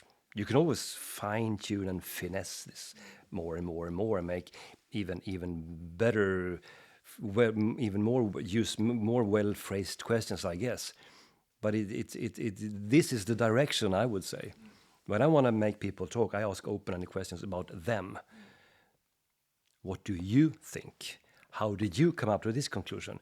When do you think you're going to make up your mind about this and that? And why do you disagree with me on these topics, you know? That is how I do it. And I think that's what I do when I'm coaching people. I have to make them talk. And it reveals a lot of information to you as well, to inform actually what the question you might want answered is. Absolutely. I mean, I have said a lot of things here today that I hadn't planned at all. Based on the topics that you're sort of steering me into, I guess. And I'm feeling very comfortable. And you know what's funny as well is, since we started, we've been going off the questions written down, not the questions prepared. Okay. And that is sort of like the random walk as well. I'm so sorry. Because there are questions in here that I love, but that's fine. Well, what do you have on the screen then? Give me one of those. Yeah, no, look. Take that really hard one. We'll try. Don't start with why. That makes me sort of defensive. Yeah, okay. Why is a no-no? Well, I mean, I could talk about, you've got idiots, psychopaths, bad managers, lazy people. I could comment on the company that you keep. but rather with Jordan Harbinger. Do you remember him? Yes. Okay, true. because I hold him California. the same way you. I wouldn't say the same relationship, but the same way you admire Stephen King. Maybe John Grisham's better. You see a lot of things in John Grisham that you really, really respect and admire. I'm the same with Jordan Harbinger. And so I was very happy to see that he'd interviewed you before. I wonder if you could, this is very meta, but reflect on your podcast with him, the interview, what you remember, what made him a good interviewer. This is a couple of years ago, if I can recall was. this correctly. We talked about psychopaths. Yes. Right? Yes. Thank you. Yes. He was also very well prepared. He had this certain topic. He wanted to talk about psychopaths, psychopathy, manipulation, we touched upon narcissism a little bit because they are obviously related. And he was very well into that. And he asked me a lot of questions about, okay, now let me recall this. He asked me about certain individuals. He asked me, do you think Trump is a psychopath? We talked about that. And then he emailed me a year ago and asked me, do I think Putin is a psychopath? He was very much into a specific field, let's say. That made it quite easy. We didn't stray away, and he didn't ask me about my life and my wife or my kids or my career. But he wanted to know, what can you teach me about psychopathy? So that made it quite simple to follow. That's another way of doing it, I would say. But he was also very well prepared. He had read the book. He could take quotes from the book. What did you mean exactly by this? So that made it very easy for me to just elaborate on what he where he put me in the conversation. Anything that stands out in his style of speaking? I noticed with Jordan, he is so good at driving the direction of the conversation without you feeling like he's explicitly taking you there. It's in the mannerism by which he frames the question, by the language he uses. Yes, but then again, Ryan, you have to remember I am a behaviorist, and what I do is to study how people are communicating. So while he was asking me questions, I was studying him because I had his face on the screen, So therefore, I'm not gonna try to look like some guru here. So sorry if I come across as some big ego here, but I kind of knew where he was going. And as I wanted it to be a good interview, I wanted to, of course, look good myself, and I wanted to make him feel good about me and say, "Oh, it was a brilliant interview. That was a good interviewee," me as a guest on his podcast. So I wanted to follow his directions so he would be happy with it, which he afterwards told me he was. So I guess we sort of managed to cooperate on this without having to say it out loud, if you know what I mean. But I'm quite used to this, and some interviewers aren't that brilliant. Some start with trying to annoy me and to see what happens. That doesn't work at all. As I mentioned, there's been some, well, not this old now, but there's some writings in the media a couple of years ago about this and that when it came to me and my books, because they didn't like it for several reasons. Again, criticism is a part of it, so there's no big deal. But some interviewers start by saying that, "Hey, what do you think about the criticism?" So they want to sort of shake me a little bit. But that doesn't work at all. That only makes me irritated, but I will never show it to you. Because that's not professional. Yeah. So they want to get away with it. And they can't sort of... They can't... How should I put it? They can't trick me into a corner where I'm going to raise my voice, and start to use more colorful language, let's say. That doesn't work at all, because not even my wife can do that. That is usually what I receive as feedback from people. How can you keep so damn calm all the time? But I am a calm guy. I will say there was this terrific anecdote that you gave in one of your interviews where whether it was the Swedish Psychological Society, I don't know, but people were having a go at you because you weren't a trained psychologist, and they were saying, therefore, this is BS. Yeah. And they were saying terrible things about you. Yes, they did. But then you got in a room with them. They all immediately start smiling, shaking your hand, being very nice to you. And by the end, they want you to promote their stuff. Yeah. And I thought, brilliant, because that there as well is like, elite communication, managing someone who's a bit hostile into becoming your friend. But it's a rational way of looking at it, because when you think about it, that's why social media is so dangerous, because you can hide behind a screen, you can put up some phony face, some dog or cat or whatever, and call people anything in the book. You can use any name you want to label people with. You will never have to take responsibility. It's easy to write the columns in a newspapers, and do podcasts about this terrible guy, Thomas Erikson. He's such a bad person. He's not a psychologist. I have never claimed to be a psychologist, which is sort of interesting. I have never said that. Anyway, behaviorist is not the same thing. I have never. But anyways, but the thing is this: when you have me in front of you, it's much harder to be really, really mean and nasty. Some people can manage that as well, and that has happened too. So for sure. But if you're smart enough, you realize this doesn't look good. And the thing, what I think, and I think people, intelligent people usually realize this. When I call people names and when I sort of behave in a bad manner towards somebody else, I basically reveal more about myself than about the other person. Because, if you observe a conversation with somebody, it's really hostile, really, really, and you can see interviews with this. Jordan Peterson has put up a lot of these things when the reporter has been super hostile. And you can see the agenda, and so can he, obviously, because he's a professional and all of those things. But when you look at it, you feel you don't have to agree with Mr. Peterson. That's not the point.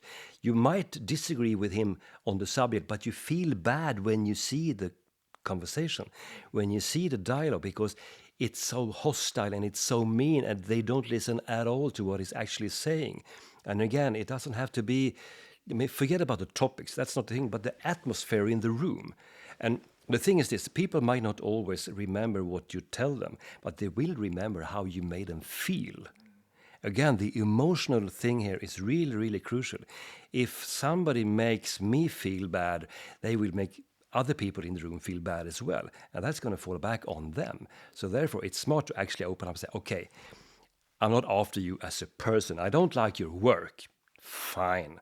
That's a task. That's sort of a task-oriented question. I can respect you as an individual. That's a people-oriented topic, right? Because the task and the person, it's not necessarily connected in that simple way. So if you can sort of disconnect yourself from those things, okay, I can respect you, or we can have a grab lunch together, but I will debate you on these things. I'm totally, completely respect that. Completely in on that. That's no big deal at all. But when you attack me as an individual, when you start by saying he's a fool, he's an idiot, he doesn't know anything, then you know their arguments aren't that strong, really. Because if their arguments were strong, they could sort of, they could take apart my books and say this is wrong because of this and that and so on. But they can't do that because I'm only describing the disk profile as it works. I also know it is not ironclad when it comes to the science behind it, but I have never claimed it to be. But it is out there. You can see it as, you can consider it as consumer advice if you want, because they are doing millions of these ones all over the globe all the time. So it's good to know what it is. For me, it's like let's say I write a book about the combustion engine, let's say. Not saying it's the best engine in the world, but this is how it works. You put some petrol in there, and it's going to be fire, and it's going to be some exhaust there and everything. And you can call me up and say, "You're an idiot who didn't write about electrical engines. You fool, you stupid. What do you know? You're nothing. You're not an engineer." And I can say, "Yeah, but did I describe the combustion engine correctly?" Well, that's not the point. Yes, it is the point, because it's a book about combustion engines. That is kind of where was that. And then when we sit down in the same room, and I say, "Well, do you agree? Is this the combustion engine?" "Yeah, well, I guess it is." "Well, yeah, electrical engines are also very good, and so and this and that." So for me, that's kind of, I don't know.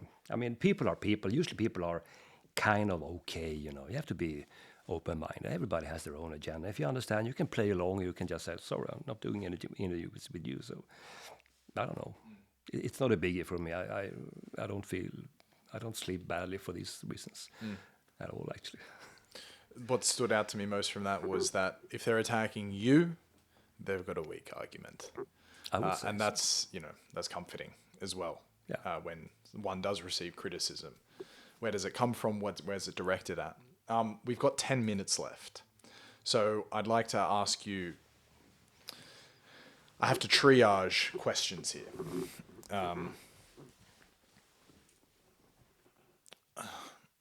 I won't ask, I want to talk to you about sales, but I won't ask you it just because we don't have enough time.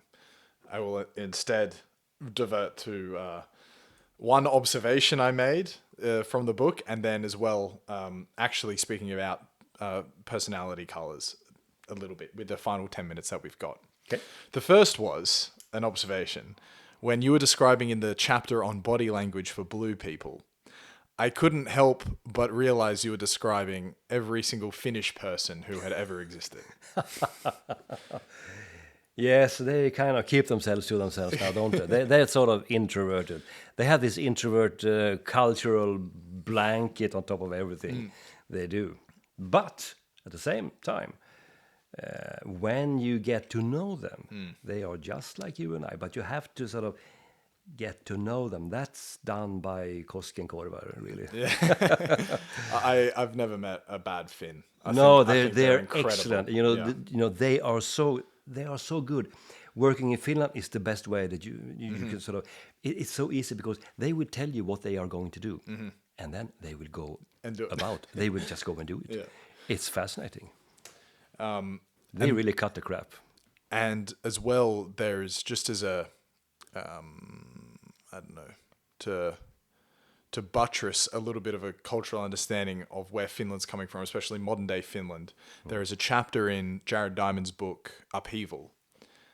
Incredible short chapter on Nazi occupation of Finland in World War II and then communist resistance. How the culture survived it, how they managed to a tiny population fight off the big bad Soviet army, and then where they are now as a culture because of it. It's just incredible. But it's that sort of transitions into a broader question of how these color personalities are distributed across different cultures. Do you find that certain cultures have a higher percentage of a certain color type than others? Yes and no. The thing is, statistically speaking, if you actually look at the numbers, and now we are in the industrialized world, let's call it, because that's where we have the data. The numbers are very, very similar. The rate of reds, yellows, greens, and blues are kind of, sort of the same all over the globe. There's a little bit of difference when it comes to the US and Europe. They have a little bit more of reds and yellows, and we have a little bit more of blues and greens, meaning they are a bit more extroverted, and we are a little bit more introverted here in the old world, as we like to call it, which makes every Chinese guy really furious, and I completely understand him.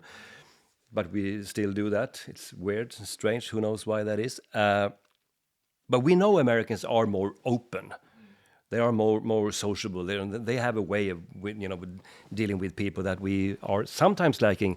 And I say Europe, which is a lot of nations and many cultures. So it sounds kind of silly, but still, they're really good at being open-minded and asking questions. Showing interest in people and communication and everything. So I think they're excellent at this, and that's an extroverted trait.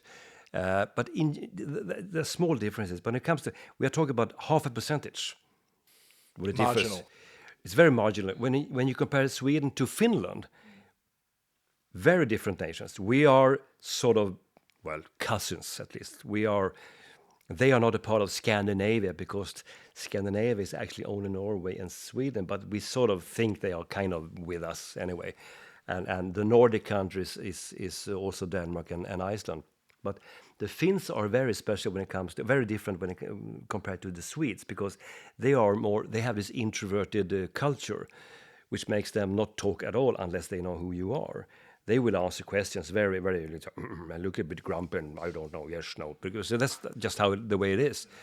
And in Sweden, people are more more relation oriented. We are more people oriented. We have this green blanket on top of things. If they have this blue and maybe red blanket, they are task oriented. But when you get to know the people in Finland, you realize there are as many yellow Finns as there are yellow Swedes. And the yellow trait, that would be, Arnold Schwarzenegger, smiling all the time, or Tony Robbins type talking, loud and bombastic like this, with pompous like this. That's the yellow trait. But you have to get to know them again, because the culture is what it is. If you go to Germany, exactly the same number of each and every color. But in Germany, they have this blue blanket. They have this blue culture, alles in Ordnung, In Italy or in Spain, talking with the whole body, and waving, in France, like, talking really fast. That's really yellow, but still the same number of blues and greens again.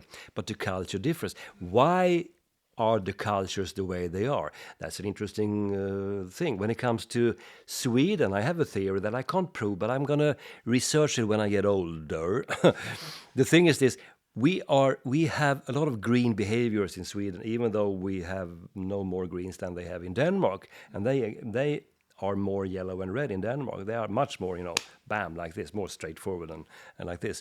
In Sweden, 1 million Swedes, 20% of the population, emigrated to the States around 1900s, around there, because of scarcity of everything. We were a poor nation. People were starving. People died from starvation. Literally, actually, that is true. No food, no. So people just went on an adventure. And who left? Introverts or extroverts? The extroverts, meaning the red ones and the yellow ones. So they left. This is not in the DNA, but of course they were exporting this culture. And the U.S. is a nation built on immigration. If you exclude the Native Americans. So my apologies for that. I didn't say that, but I am fully aware of that.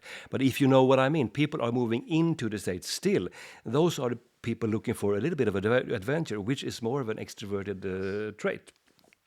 So left here in Sweden were more greens and blues, waiting, and pondering and thinking, let's see what happens. Maybe they will send a letter and tell us if we should go to, and well, I don't know. So they kept this mentality back home, I would say. I can't prove it, but it feels logical.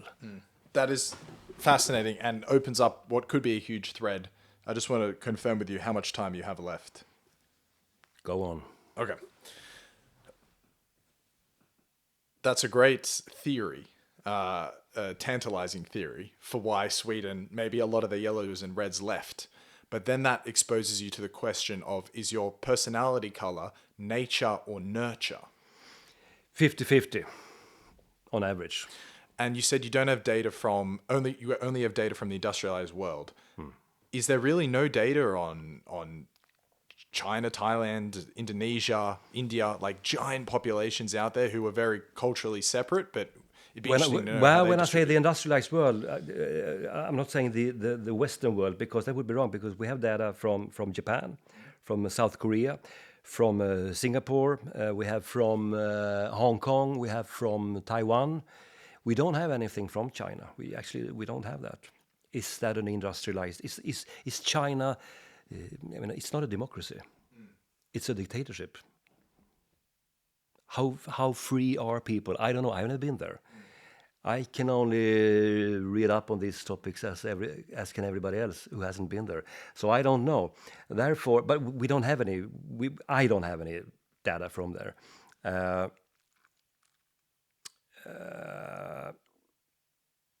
I am receiving emails and comments online from people from every continent on the planet, including Antarctica, which is kind of strange. We are looking to see if we can see who the hell is down there. I really don't know.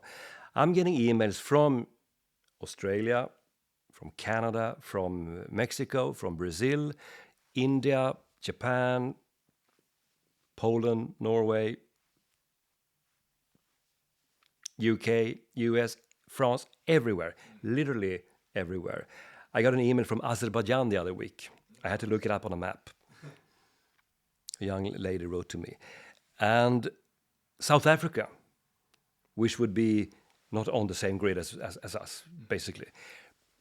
But still, everybody is making the same reflections. Oh, he's yellow and I'm blue. Now I understand why we are so struggling with our communication. Oh, my husband is red, I'm so green. Now I get it. He's not an idiot. He's not mean. He's just red. I get it. And they ask the same questions all over the globe. People are doing the same assumptions and interpreting this type of language. It's like a second language to read, know how to read and use the colors. Let's call it a second language. People reflect upon it the same way, which makes me understand that people are people all over the globe. People are very, very similar. I had an online conversation with my publisher in India yesterday morning, and they asked me exactly the same question. What about the rest of the world? What do we know? And I gave them a couple of examples, and yeah, that's the way it is. And though India and Sweden are very, very different. India is a democracy. It's the biggest democracy on the planet. The president is actually chosen by the people, even though I don't know how many go to give their vote. I don't know. I lack that knowledge, so don't kill me for that. But still, it's considered a democracy. It's very modern. They are very high-tech in many regions. They're really, really super high-tech. People are very, very well educated. But the society and the culture is so different from what you and I have experienced in our lifetime. If you haven't been in India. And they said, I understand completely now where you're going at with this. Makes perfectly sense. And for me, that is fascinating. People are literally the same all over the planet if you get to know them. But you need to pay attention. You sort of need to be aware. You need to sort of take everything out and sit there and just absorb what's happening in the room, because then you will realize the similarities all over the continents are so many compared to the differences. The differences are in culture. That's the differences. It's only culture differences. But when it comes to individuals, a yellow guy, he likes to crack a joke like a yellow guy on the other side of the planet. Yeah. It's a joke is a joke is a joke. A blue guy will be an engineer in Russia as in New Zealand, It's just a blue behavioral trait. That's just the way it is. So across the different countries, the color distributions are the same, but there is a wash of a dominant cultural color over the top of it. Yeah. Well put.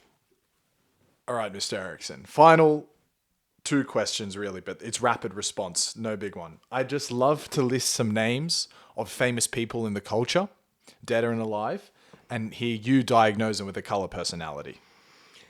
I'll do my best. Steve Jobs. Steve Jobs, oh my. Steve Jobs, a visionary thinker. I would say a super red. I met one woman who worked with him, and she got stuck in an elevator with Steve Jobs one time. He said it was the worst 15 minutes of her life. Oh my God. She felt like a wet spot, on the sidewalk afterwards. He more or less verbally killed me by asking questions and then actually talking down to her extremely much. Very, very bad behavior from his side. Did you read his biography by Walter Isaacson? No. You read that, you come out of it on the other end thinking he is one of the biggest pricks who ever lived. But at the same time, you really admire him. Yet he got the job done. Yeah. I'm not saying he didn't succeed. He was obviously quite successful. Yeah. He made people invent things. He didn't invent much himself, but he was a driving force. Obviously, I understand that. But that's not the same thing as saying he's not red, because red behavior can be very harsh on other people. And it is a bit bullish and a bit aggressive when they're waking up on the wrong side, this morning. They are not going to be super kind and super friendly. That is just the way it is. And he had some really bad behavioral traits within him, unfortunately. And some good ones, of course. Of course. Let's not speak. Elon Musk.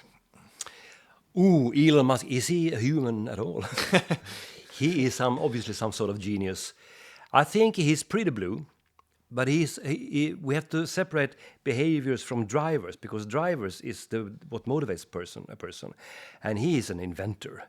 He's curious as hell. But blue people are usually very curious. An engineer can be very, very curious. And he has this drive to solve the big problems of our time, He want to solve, the climate issue. He want to solve, transportation. He want to solve and he bought Twitter.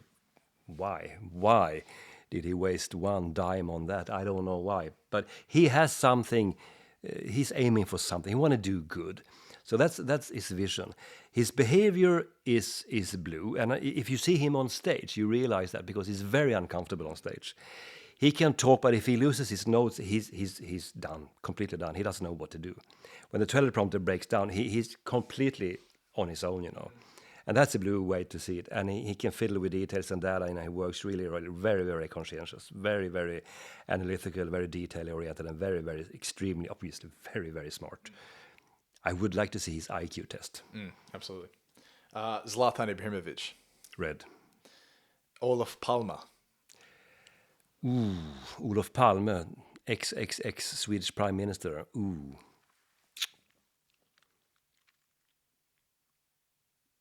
I was so young. I would say a combination of red and yellow, I would say. He could also be very rude. Very, very rude and very intolerant. He could be very critical towards people. Yeah, okay, nobody will know this, but me as a Swede probably. But he was also achieving a lot of results, but he was not a friendly person. There's something called the Palme hate in Sweden. A lot of people actually hated him. He was shot down on the street, which is a tragedy. Nobody deserves that. Only prime minister in Sweden who have been killed actually in this day and age. That's a tricky one. I would say definitely red because confrontational, quite demanding. So I would say probably mostly red. Jesus Christ. Green, but with a strong drive. Jesus was probably green, very friendly, very open, but he had a drive. He had something called a traditional drive based on his values, if he existed. But I have actually read the Bible front to back. I read all of it as a 16-year-old boy. I read it after, this is going to sound strange, I read it after The Shining, actually. That is actually true. Yeah. There's a long story behind that. I decided to read something really difficult, and I did. Jesus green, people-oriented, very friendly, very open-minded, very protective for the weak, obviously, and looking to build a better world. I mean, the love message from Jesus, let's assume he was there. I think you can buy that. I could play this game all day, but I'll just finish with 3 more. Yeah. Daniel Ek. I don't know. Okay. He's very private, so I would say probably blue-ish. Very, very private. He never shows himself in public, almost ever. Makes no interviews whatsoever, right? Very seldom. Very seldom. Very seldom. Yeah. I would say blue. Avicii. Avicii? I have no idea. Okay. Joe Rogan. Joe Rogan. Joe Rogan is red and yellow. Yellow and red. Yellow and red. He likes to talk, use a lot of words. He's quite open-minded, but he is also, when he has made up his mind, he won't back down. He's quite tough also. But still, he can be very entertaining, and he's a comedian, right? We tend to forget about that. On stage, he's quite funny also, quite funny. So I would say yellow and maybe mostly yellow. Mostly yellow, yeah. And finally, the man, your favorite, Stephen King. Stephen King. Stephen King is he is a combination of blue and yellow. I'm not sure if it's more. He was more yellow as a young man and less blue, but he's mostly blue now and a little bit less yellow. But a combination of two, which is the two contradicting factors. Those are going in two directions at the same time, because yellow is extrovert, people-oriented, and blue is introvert, task-oriented, which makes him kind of a complex person. When you see him on stage, he can make jokes and be very entertaining, but he's working at his desk basically all day long, completely alone. You could not do that if you were only yellow. You would sort of suffocate immediately. So I have analyzed him before. I would say today, as a 75-year-old guy, blue and yellow, I would say. Nice. Yeah. Well, finally, a question I'd like to ask every guest, if possible. If you could witness a conversation between any 2 people of history, dead or alive. So if you're going to listen to a podcast, who are you listening it to? That's a good one. I would like to hear a conversation between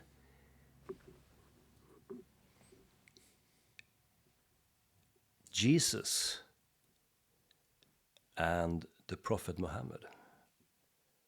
I would like to see how that went. How would it go? One who says, I am the Messiah, another one says, no, I am the Messiah. One is a prophet, no, I am the last prophet, but they both have God as their father, let's call it. If I'm not misinterpreting anything here. That would be a fascinating, could we throw in like Buddha in there or something? Sure. No, that would be Muhammad and Jesus. I would love to hear that. I could listen for days to those two guys discuss and talk.